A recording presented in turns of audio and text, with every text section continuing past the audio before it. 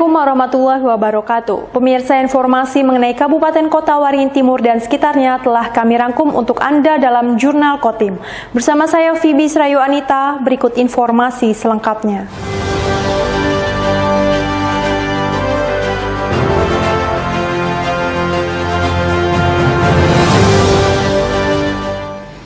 Kemarau yang melanda sejumlah wilayah di Kalimantan Tengah tahun 2023 ini diprediksi akan lebih panjang dibandingkan 3 tahun sebelumnya.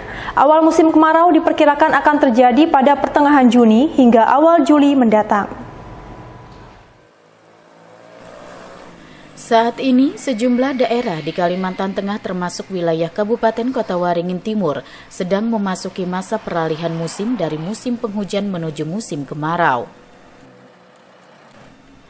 Peralihan musim ini ditandai dengan perubahan cuaca secara tiba-tiba, seperti yang belakangan ini terjadi, yaitu dari cuaca panas terik mendadak turun hujan dengan curah yang cukup tinggi. Badan Meteorologi, Klimatologi, dan Geofisika atau BMKG Bandara Haji Hasan Sampit memprediksi peralihan musim akan berlangsung selama beberapa pekan ke depan. Awal kemarau diperkirakan mulai terjadi pada pertengahan Juni hingga awal Juli mendatang. Kemarau pada tahun ini diprediksi akan lebih panjang dari 3 tahun sebelumnya yang bersifat kemarau basah. Hal ini lantaran sifat hujan yang jauh di bawah normal, bahkan diperkirakan akan terjadi kemarau panjang seperti yang terjadi di tahun 2015 dan 2019 lalu. Musim kemarau tahun 2023 ini diperkirakan sifat hujannya di bawah normal, jadi akan menyebabkan situasi yang cukup kering. Oleh karena itu dihimbau pada masyarakat untuk tetap berhati-hati, tetap waspada dengan kebakaran hutan dan lahan seperti itu. Ada kemungkinan kemarau panjang? Ada, jadi pada tahun ini itu diperkirakan lebih kering daripada 3 tahun sebelumnya seperti itu. BMKG Bandara Haji Hasan Sampit menghimbau masyarakat untuk waspada terhadap kemungkinan terjadinya kebakaran hutan atau lahan. Masyarakat diminta untuk tidak membuka lahan dengan cara dibakar guna mencegah terjadinya kebakaran hutan dan lahan. Masud Badarudin, Hayat TV. Pemirsa, selama 4 jam 17 menit 31 detik, langit Kota Sampit diwarnai gerhana bulan penumbra, Jumat 5 Mei hingga Sabtu 6 Mei 2023. Gerhana bulan penumbra terlihat seperti bulan purnama biasa, hanya cahayanya yang meredup di saat terjadinya gerhana. Inilah suasana ketika gerhana bulan penumbra dimulai Jumat 5 Mei 2023 sekitar jam 22.15 waktu Indonesia Barat. Langit malam Kota Sampit yang cerah malam itu bermandikan cahaya bulan purnama. Berjalannya waktu cahaya bulan terlihat redup pada jam 00.30 waktu Indonesia Barat Sabtu 6 Mei 2023, menandakan puncak gerhana bulan penumbra sedang terjadi. Akhirnya bulan purnama pun kembali bersinar menerangi Kota Sampit pada jam 02.35 waktu Indonesia Barat, tanda gerhana bulan penumbra berakhir.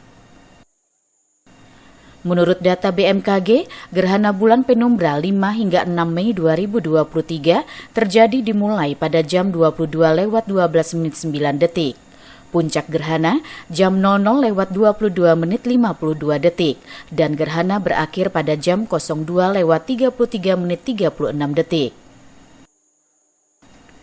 Gerhana bulan penumbra yang terjadi pada Jumat 5 Mei 2023 menjelang tengah malam hingga Sabtu 6 Mei 2023 dini hari waktu Indonesia Barat berlangsung selama 4 jam 17 menit 31 detik itu adalah tipe gerhana bulan yang sangat sulit diamati dengan mata telanjang. Sebab gerhana bulan penumbra akan terlihat seperti bulan purnama biasa, hanya cahayanya yang meredup di saat fase gerhana. Diketahui, gerhana bulan terjadi ketika bumi lewat di antara bulan dan matahari dalam satu garis lurus. Hasilnya, bayangan bumi jatuh tepat di permukaan bulan, sebab bumi memblok sinar matahari mencapai bulan. Disebut gerhana bulan penumbra karena seluruh bagian bulan masuk ke dalam wilayah lebih luar dari bayangan bumi atau yang disebut penumbra. Area penumbra terbentuk ketika bumi menutupi bulan tetapi tidak seluruhnya. Alhasil, bulan hanya menerima sedikit cahaya matahari sehingga sedikit redup atau suram. Jika gerhana matahari selalu terjadi saat fase bulan baru atau bulan mati, maka gerhana bulan akan selalu terjadi saat fase bulan purnama. Saat gerhana matahari, posisi matahari, bulan, dan bumi akan segaris atau mengalami konjungsi dengan bulan berada di tengahnya. Adapun saat gerhana bulan, justru bumi yang berada di tengah antara matahari dan bulan. Yunus Muammariza, Hayat TV.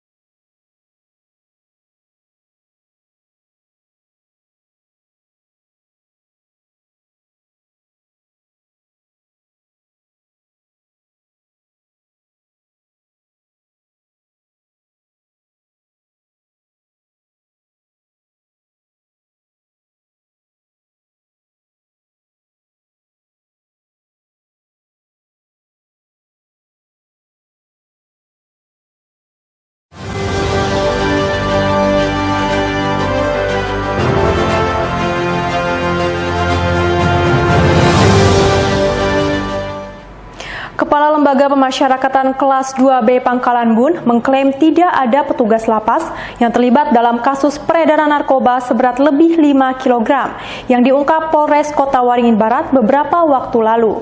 Meskipun peredaran narkoba yang diungkap tersebut dikendalikan oleh salah seorang warga binaan dari dalam lapas Pangkalan Bun. Kepolisian Resor Kota Waringin Barat, jajaran Kepolisian Daerah Kalimantan Tengah, beberapa hari lalu berhasil mengungkap kasus peredaran narkoba lintas provinsi seberat 5,8 kg narkoba jenis sabu serta 20 butir pil ekstasi, di mana 4 orang tersangka berhasil diringkus. Dari 4 orang tersangka, 1 diantaranya merupakan penghuni lapas bernama Niko Satrio, 32 tahun, warga Kelurahan Madurejo, Kecamatan Arut Selatan yang tengah menjalani hukuman di lapas kelas 2B Pangkalan Bun. Dari hasil interogasi petugas Polres Kota Waringin Barat, tersangka Irfan, Saifullah, serta Irfan Fadilawati melakukan kegiatan tersebut atas petunjuk dari Niko Satrio dari dalam lapas. Hal ini dibenarkan oleh Kepala Lapas kelas 2B Pangkalan Bun saat dimintai keterangannya pada hari Selasa 2 Mei 2023 yang lalu. Meskipun peredaran narkoba yang bernilai miliaran rupiah tersebut dikendalikan oleh seorang narapidana dari dalam lapas, namun Kepala Lapas Doni Handriansyah mengklaim tidak ada petugas lapas kelas 2B yang terlibat dalam kasus ini. Kalapas telah berupaya untuk melakukan deteksi dini, diantaranya melakukan pengecekan kepada tamu maupun petugas yang keluar masuk lapas. Kalapas menuturkan ada beberapa kendala pemberantasan narkoba di dalam lapas, diantaranya sarpras, SDM, dan pengawasan petugas jauh dari sangat ideal. Meskipun banyak kendala, petugas lapas tidak berkecil hati, pencegahan terus dilakukan. Yang sudah saya sampaikan, bahwa kami sudah berupaya untuk melakukan deteksi dini, baik keluar masuk orang, dalam hal ini adalah petugas. Ketika petugas masuk, petugas pun digeledah, termasuk saya sendiri. Jadi siapapun tamunya itu digeledah, difoto, waktu dan jamnya itu jelas, dan saya setiap saat bisa memantau itu. Nah, terus kemudian terkait dengan pegawai yang terlibat, jika ditemukan maka kami tidak mentoleransi, zero toleransi terhadap petugas yang terlibat. Bahwa kami banyak didasari oleh peraturan selain Undang-Undang pidana, kemudian kami juga punya peraturan disiplin pegawai, kemudian kami juga punya kode etik. Di luar pidana terkait dengan pidana sampai saat ini belum pernah ditemukan, Pak. Termasuk pengungkapan perkara ini juga saya garis bawahi tidak ditemukan keterlibatan petugas.